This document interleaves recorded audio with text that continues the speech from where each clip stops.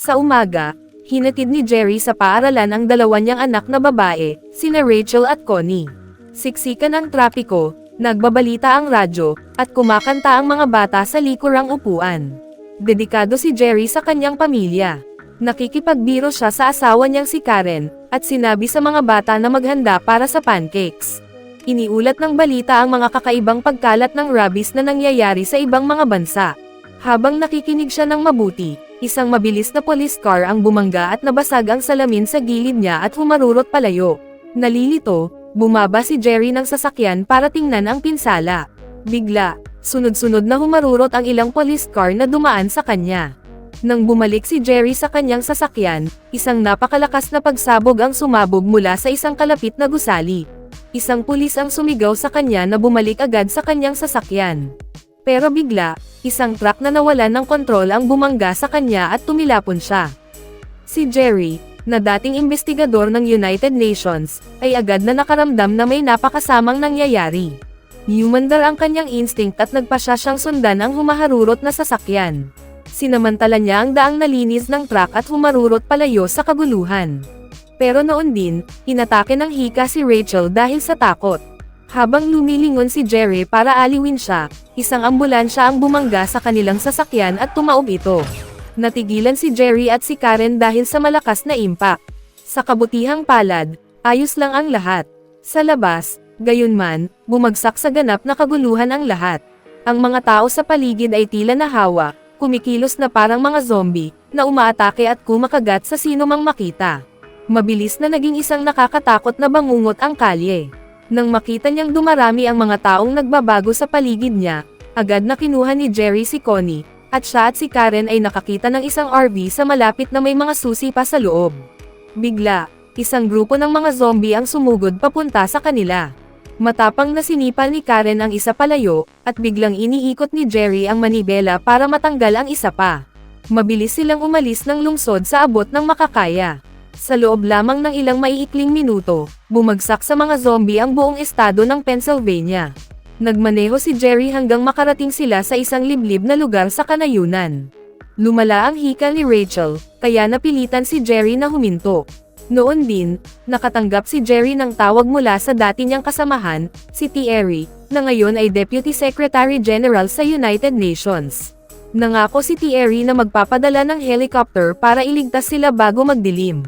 Malinaw na wala ring ideya si Thierry sa nangyayari. Pero sa ngayon, ang prioridad nila ay ang mahanap ang inhaler ni Rachel. Di nagtagal, natuklasan ni Jerry ang isang supermarket sa isang maliit na bayan, pero magulo na ito. Desperadong nag-aagawan ang mga tao sa mga supply. Nauubos na ang oras, kaya naghiwalay sa dalawang grupo ang pamilya ni Jerry. Isinama ni Jerry si Rachel para hanapin ang inhaler habang sina Karen at Connie ay naghanap ng pagkain. Bigla, narinig ni Jerry ang nakakatakot na mga sigaw ni Connie. Dalawang lalaki ang umaatake kay Karen, sinusubukang nakawan siya. Sumugod si Jerry para tumulong, pero agad na naglabas ng baril ang isang lalaki. Walang pag-aalinlangan, lumaban si Jerry. Matapos ang dalawang mabilis na putok, bumagsak sa lupa ang lalaki. Sa kasamaang palad, may isang pulis na nakakita sa lahat. Itinaas ni Jerry ang kanyang mga kamay para magpaliwanag, pero binaliwala siya ng pulis at sa halip ay kumuha ng pagkain mula sa mga stand. Mabilis na tumakas ang pamilya palabas ng tindahan, pero wala na ang RV na kanilang ipinarada sa labas. Agad na nakipag-ugnayan si Jerry kay Thierry para humingi ng tulong. Nalaman niya na hindi darating ang helicopter hanggang sa susunod na umaga. Pinayuhan ni Thierry ang pamilya ni Jerry na magtago sa isang kalapit na gusali. Wala silang ibang pagpipilian, kaya pinangunahan ni Jerry ang kanyang pamilya patungo sa itinakdang lugar. Nang lumiko sila sa kanto, isang malakas na pagsabog sa unahan ang nagpanik sa lahat. Bago pa sila makapag-react, isang zombie ang bumagsak mula sa langit at tumama sa bubong ng kanilang sasakyan. Ilang segundo lang, isang kawan ng mga zombie ang sumugod papunta sa kanila. Mabilis na pinangunahan ni Jerry ang kanyang pamilya papasok sa isang apartment building, pero dikit na dikit ang mga zombie sa likuran nila. Sa makitid na hagdanan, ilang beses na inatake si Jerry at ang kanyang pamilya. Sa isang sandali ng matinding desperasyon, nakakita sila ng apartment ng isang survivor na hindi pa nahahawa. Nang hindi na nagdalawang isip, dinala ni Jerry ang kanyang asawa at mga anak na babae sa loob. Matapos ang isang gabing pahinga, sinubukan ni Jerry na kumbinsihin ang lalaki na sumama sa kanila at sumakay sa helicopter, pero tumanggi ang lalaki. Naniniwala siya na ang paglabas ay tiyak na kamatayan. Hindi nakipagtalo si Jerry. Sa halip, nagsimula siyang gumawa ng mga pansamantalang sandata para labanan ang mga zombie. Nang sumapit ang madaling araw, naghanda ang pamilya na pumunta sa rooftop. Tahimik silang dumaan patungo sa hagdanan, pero bigla, may isang zombie na tumalon palabas. Mabilis na kumilos si Jerry at binaril ito sa ulo. Ang malakas na putok ng baril ay nakaalerto sa iba. Agad na sumiklab ang kaguluhan. Desperadong tumakbo ang pamilya patungo sa rooftop, pero masyadong mabilis ang mga zombie at agad silang inabutan. Iwinasiwas ni Jerry ang kanyang sandata ng walang tigil, sinusubukang bumili ng oras para makatakas ang kanyang asawa at mga anak na babae, pero masyado silang marami. Hindi nagtagal, pinabagsak si Jerry sa lupa. Mas masahol pa, tumulo ang dugo ng zombie sa kanyang bibig. Nang malapit na siyang mamatay, isang putok ng baril ang nagligtas sa kanya. Si Tommy iyon, ang batang lalaki mula sa apartment ng survivor. Ilang minuto bago iyon, matapos umalis si Jerry, isang grupo ng mga zombie ang pumasok sa apartment. Si Tommy lang ang nagawang makatakas. Nang makarating sila sa rooftop, nagsindi si Karen ng flare para magsenyas sa helicopter. Agad silang namataan ng mga sundalo, pero dahan-daang naglakad si Jerry patungo sa gilid ng gusali, nagbibilang hanggang 12 sa kanyang isip, binabantayan kung may anumang senyales ng impeksyon. Sa kabutihang palad, walang nangyari. Dumating ang rescue chopper sa rooftop. Sumunod ng dikit ang mga zombie. 2 sundalo ang nagpaputok, pinipigilan sila. Sinamantala ang pagkakataon, tumakbo si Jerry patungo sa helicopter. Sa ilalim ng takip ng putok ng baril, nagawa niyang umakyat sakay sa tamang oras. Umangat ang mga apoy sa ibaba. Sa bintana, nakita ni Jerry ang lungsod na nilulunod ng kaguluhan. Napagtanto niya na ang sakonang ito ay hindi katulad ng anumang hinarap niya noon. Dinala sila sa isang barko ng US Navy sa Atlantic, na ngayon ay nagsisilbing command center at refugee camp. Matapos maayos ang kanyang pamilya, sinabi ni Thierry kay Jerry na patay na ang US President at karamihan sa mga pangunahing pinuno ng militar. Ganap na gumuho ang gobyerno. Ayon sa Intel, ang mundo ay tuluyan ng bumagsak sa malawakang impeksyon. Kumakalat ang virus nang wala ng kontrol. Ang air travel na lang ang natitirang gumaganang sistema, pero hanggang ngayon, wala pang tunay na nakakaunawa kung ano ang virus. Ang tanging totoong pahiwatig ay nagmula sa isang email na ipinadala ng Camp Humphreys sa South Korea, na siyang unang gumamit ng salitang zombie. Sinabi ni Thierry kay Jerry na kung makakarating sila sa pinagmulan at makakakuha ng sample, posibleng makagawa ng bakuna. Hiniling niya kay Jerry na samahan at i-escort ang isang virologist na doktor na si Fastback para mangalap ng impormasyon. Tumanggi si Jerry. Tuluyan na siyang nagretiro at ang gusto na lang niya ay manatili kasama ang kanyang asawa at mga anak na babae, pero binalaan siya ng naval commander na kung hindi siya tutulong, aalisin ang kanyang pamilya sa barko at iiwan silang mag-isa para mabuhay. Dahil sa pagmamahal at tungkulin, nag-atubili man, pumayag si Jerry. Hinimok siya ni Karen na umalis at bumalik ng ligtas. Mahigpit niya itong niyakap at sinabing bumalik siya. Kumapit sa kanya ang mga bata, ipinapakita kung gaano katibay ang ugnayan ng kanilang pamilya. Pagkatapos, sumakay si Jerry sa eroplano patungong South Korea. Gabi na nang tuluyang lumapag ang eroplano sa isang abandonadong base. Ang katahimikan sa paligid nila ay nagpakita na bumagsak na ang lugar na ito. Naging tensyonado ang lahat. Bigla, sa dilim, isang kawan ng mga zombie ang sumugod sa kanila. Mabilis na napatumba ang ilang sundalo. Nagpanik si Dr. Fastback at tumakbong palayo, pero nadapa siya at bumagsak. Hindi sinasadyang pumutok ang kanyang baril at nabaril niya ang sarili niya. Ang biglaang pangyayari ay nag-iwan kay Jerry na natulala. Noon din, isang grupo ng mga nakapwestong sundalo ang sumugod para tumulong.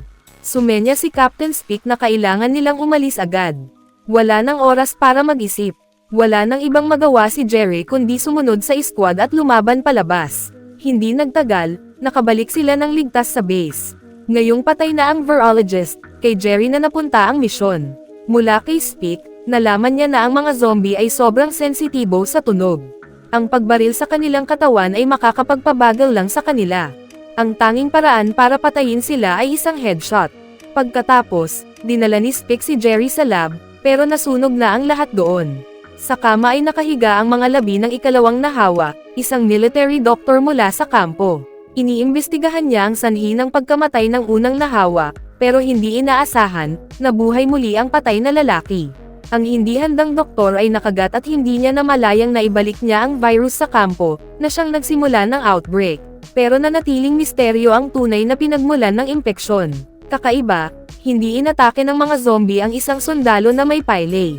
Nakatayo siya sa gitna, gayunman, tuluyan siyang binaliwala ng mga zombie. Nang akala ng lahat ay sinuwerte lang siya, may isang bilanggo sa malapit ang nagsalita. Sinabi niya na 2 linggo bago ang outbreak, nagsimula na ang Israel na magtayo ng 300 feet na taas na pader sa hangganan. Malinaw na may alam sila. Para malaman pa ang higit, kailangan ni Jerry na pumunta sa Jerusalem at hanapin ang isang lalaking nagngangalang Jurgen Warbron. Totoo man o hindi, nagpasya si Jerry na pumunta mismo. Pero bago sila makaalis, kailangan munang magpakarga ng gasolina ang eroplano. Ang daan papunta sa tarmac ay napapalibutan ng mga zombie. Anumang ingay ay maaaring mga hulugan ng agarang kamatayan. Para masigurong walang magkamali, inutusan ni Captain Speck ang mga tropa na manatiling naka-high alert. Tahimik na sumakay si Jerry at ang piloto na si Gregory sa mga bisikleta patungo sa eroplano. Pero nang malapit na silang makarating, biglang tumawag si Karen gamit ang satellite phone. Ang malakas na ringtone ay nakaakit ng atensyon ng mga zombie. Nagpaputok ang mga nakatagong sundalo para takpan sila. Nagawa ni Speck na matapos ang pag-refuel sa huling segundo, pero nakagat siya sa gitna ng pag-atake. Nakapasok si Jerry sa eroplano ng ligtas, pero napatay ang lahat ng ibang sundalo. Matapos ang ilang oras ng paglipad, sa wakas ay nakarating ang eroplano sa Jerusalem. Matapos ipakilala ang sarili sa air traffic control, may isang lalaki na dumating para dalhin siya sa opisina ni Warbron. Ipinaliwanag ni Jerry kung bakit siya nagpunta. Dumiretso sa punto si Warbron. Sinabi niya na aksidente nilang nasagap ang isang naka-encrypt na dokumento.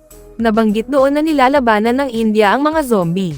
Kahit hindi pa kumpirmado ang ulat, ang 10-man policy ng Israel ay nag-aatas sa kanila na maghanda para sa pinakamasamang senaryo. At si Warbron ang naatasang kumilos ayon sa patakarang iyon. Kaya siya ang nagpasya na ipatayo ang higanteng pader para sa depensa. Matapos magsalita, dinala ni Warbron si Jerry sa hangganan. Mukhang maayos at organisado ang buong lungsod. Tinutulungan pa nila ang mga refugee mula sa labas. Pero habang lumalayo ang kuha ng kamera, isang ganap na ibang mundo ang lumitaw sa kabila ng pader. Hindi mabilang na mga zombie ang nagkukumpulan na parang mga langgam na pumapalibot sa perimeter. Habang tila kontrolado na ang lahat, biglang nagsimulang gumalaw sa isang direksyon ang napakaraming zombie. Lumalabas na nagdiriwang ng kanilang kaligtasan ang mga refugee, at ang ilan sa kanila ay malakas na kumakanta gamit ang mga mikropono. Wala silang kaalam-alam na may isang alon ng mga zombie na rumaragasa papunta sa kanila. Nagpatong-patong ang mga nilalang, umaakyat sa mataas na pader sa nakakabahalang bilis.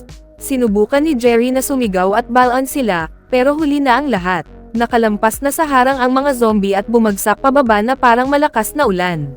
Ang masayang selebrasyon ay naging ganap na kaguluhan sa isang iglap. Agad na nagpaputok ang mga armadong sundalo, pero wala itong silbi laban sa napakaraming kalaban. Halos hindi man lang sila napabagal ng mga bala. Sa loob lamang ng ilang minuto, bumagsak ang tinatawag na hindi mababasag na kuta. Nagsimulang tumakas ang mga nakaligtas sa lahat ng direksyon. Pero may napansin si Jerry na kakaiba. Hindi inatake ng mga zombie ang isang matandang lalaki. Binaliwala rin nila ang isang payat na batang lalaki na hindi nakatakas. Wala nang oras para mag-isip pa. Ang mahalaga na lang ngayon ay ang mabuhay, pero nasa paligid ang mga zombie at halos imposible ang makatakas. Nagtago ang grupo sa loob ng isang residential building. Bigla, napaligiran sila sa harap at likod. Isang babaeng sundalo na nagngangalang Sean ang nakagat sa pulsuhan habang pinoprotektahan si Jerry. Mabilis na kumilos si Jerry at gumamit ng kutsilyo para putulin ang kanyang braso. Sa kabutihang palad, hindi kumalat ang virus sa kanyang katawan. Sa sandaling iyon, dumating ang rescue helicopter sa labas ng bahay. Tinulungan ni Jerry si Sean patungo sa chopper, pero hindi sila binigyan ng pagkakataon ng mga zombie na makatakas. Tumalon sila diretso papunta sa helicopter. Sa loob lamang ng ilang segundo, nawalan ito ng kontrol at sumabog sa ere. Puno na ng mga tao ang airfield. Ang piloto na naghihintay ay tumakas sa gulat. Dumating si Jerry sa tamang oras para makita ang eroplano na umaalis nang wala sila. Dahil wala ng pagpipilian, itinaas ng grupo ang kanilang mga armas at pinahinto ang isa pang paalis na passenger jet. Umakyat sina Jerry at Sean gamit ang escape ladder malapit sa cockpit. Nakahanap sila ng mga upuan sa loob, pero ang ibang mga pasahero ay nakatitig sa labas ng may takot. Tumingin din si Jerry at nakita ang libo-libong mga zombie na umaatake sa mga taong naiwan. Isa itong malaimpyernong tanawin. Huminga siya ng malalim at saka lumingon para balutan muli ang sugat ni Sean. Habang tinitingnan niya ang naputol nitong braso, naalala niya ang sundalong May Piley, ang matandang lalaki, at ang payat na batang lalaki. Bigla, may nag-click sa isip ni Jerry. Agad niyang kinontak si Thierry at sinabi na maaaring nakahanap na siya ng paraan para labanan ang mga zombie, pero kailangan muna niyang subukan ito sa pinakamalapit na WH facility. Ginamit ni Thierry ang kanyang posisyon para ipaalam sa piloto, na pumayag na ilihis ang ruta ng eroplano patungo sa isang paliparan sa Cardiff, Wales, kung saan matatagpuan ang pinakamalapit na Vaccine Research Center. Makalipas ang ilang oras, nagising si Jerry dahil sa malakas na tahol ng maliit na aso sa loob ng cabin. Isang flight attendant, na nalilito, ang nagbukas ng storage bay. Sa susunod na segundo, inatake siya ng isang zombie. Nagkaroon ng panik sa loob ng cabin. Nang maramdaman ni Jerry na may mali, binuksan niya ang kurtina at natigilan sa kanyang nakita. Sinenyasan niya ang lahat na manahimik. Pagkatapos, kumuha siya ng isang carry-on bag at sinubukang harangan ang connecting aisle. Sumali ang iba, pero sa gitna ng kaguluhan, may isang lalaki na nakahulog ng kanyang malita. Ang tunog ay agad na nakaakit ng atensyon ng mga zombie. Napunit ang pansamantalang harang sa loob lamang ng ilang segundo. Kinuha ni Jerry ang isang maliit na bag at ginamit ito para lumaban. Napuno ng mga sigawan ang makitid na cabin. Nang makita niyang tuluyang nawawala na sa kontrol ang sitwasyon, kinuha ni Jerry ang isang granada mula sa sinturon ni Sean at walang pag-aalinlangang inihagis ito patungo sa kanang pakpak ng eroplano. Isang malakas na pagsabog ang nagbutas sa fuselage. Agad na nahigop palabas ang mga zombie, pero nasira rin ng pagsabog ang makina. Naiwasan nila ang tuluyang pag-atake, pero ngayon ay bumabagsak na ang eroplano. Tinulungan ni Jerry si Sean na bumalik sa kanyang upuan, hinigpitan ang seatbelt sa kanyang baywang, at naghanda sa impact. Dahil sa matinding pagyanig, sumubsob pababa ang eroplano patungo sa lupa na may malakas na pagbagsak. Nahati sa dalawa ang sasakyang panghimpapawid. Walang nakakaalam kung gaano katagal ang lumipas bago tuluyang nagkamalay si Jerry sa kanyang upuan. Wasak-wasak ang mga debris sa paligid niya. Bigla, nakaramdam siya ng matinding sakit sa kanyang tiyan. May isang metal na baras na tumusok ng diretsyo sa kanya. Hindi niya pananggahasang bunutin iyon. Pagkatapos, nakarinig siya ng mga yapak sa likuran niya. Si Sean, sa hindi kapanipaniwala, ay nakaligtas din. Tinulungan nila ang isa't isa at nagtungo sa research center. Pero masyadong malubha ang mga sugat ni Jerry at nawalan siya ng malay sa may pasukan. Nang magising muli si Jerry, ilang araw na ang lumipas. Samantala, sa UN command ship, nalaman ng naval commander na bumagsak ang eroplano ni Jerry. Ang kanyang asawa, mga anak na babae, at si Tommy ay pinalayas sa barko at inilipat sa isang refugee camp sa Nova Scotia. Nang marinig ni Jerry ang balita, nagalit siya ng husto.